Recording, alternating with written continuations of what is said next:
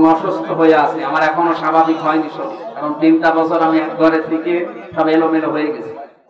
এরপরে এখনো মজলুম অবস্থায় আছে, সব জায়গায় কোরআনের কথা আমাকে বলতে চাই না, আমি সবচাইতে বড় মজলুম এখন। আল্লাহুম্মা আমিন।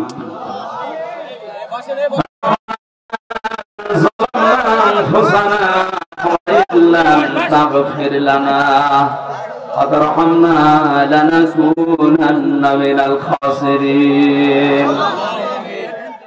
ربنا ظلمنا أنفسنا وإن لم تغفر لنا وترحمنا لنكونن من الخاسرين رب العالمين।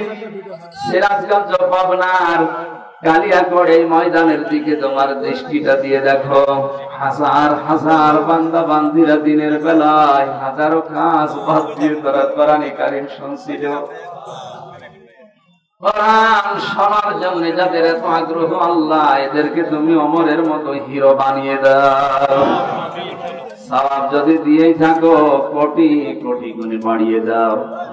কিয়ামতে যেদিন কেউ কারো হবে না, সুপারিশ করার জন্য যে নবী আসবে ওই নবীর রওজায় পৌঁছিয়ে দাও।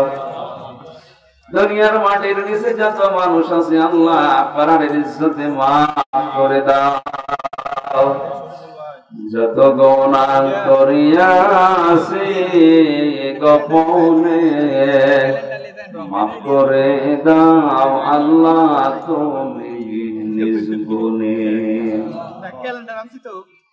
মাহফিলের আয়োজন করতে গিয়ে তোমার যে যুবক বান্ধব এলাকা মানুষকে সাথে নিয়ে কোরআনের আয়োজনে আঞ্জাম দিল, আমার আকরাম ভাই স্বপন সহ যত যুবকরা এই মাহফিলের জন্য শ্রম দিয়েছে, অনেকের নাম আমি জানি না, তোমার কুদরতের খাতায় তাদের নামগুলো লিখে নাও।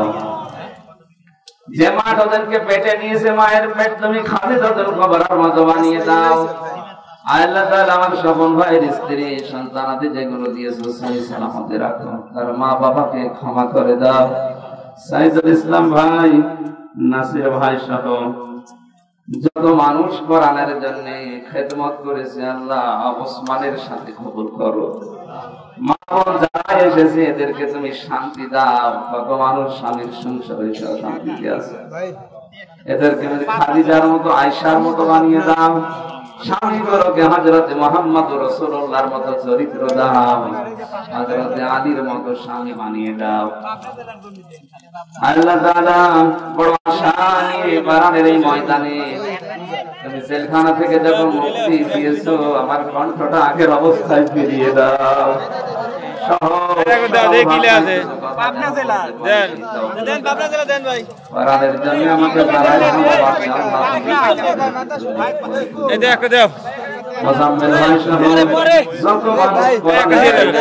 আমাকে ভালোবাসে মহব্বত করে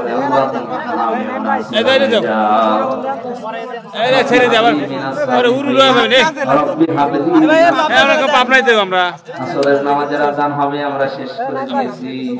যতটুকু শুনলাম জানলাম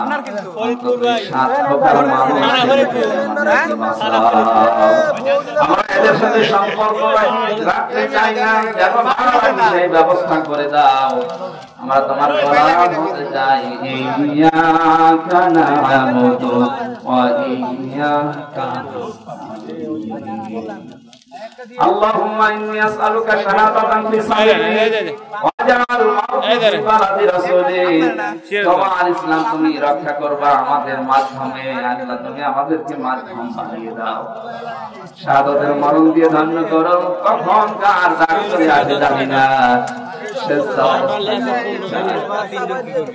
যতদিন আমাদের সেজদায় থাকবো আজরাইলকে পাঠিয়ে আস্তে করে জীবনটা নিয়ে নিও।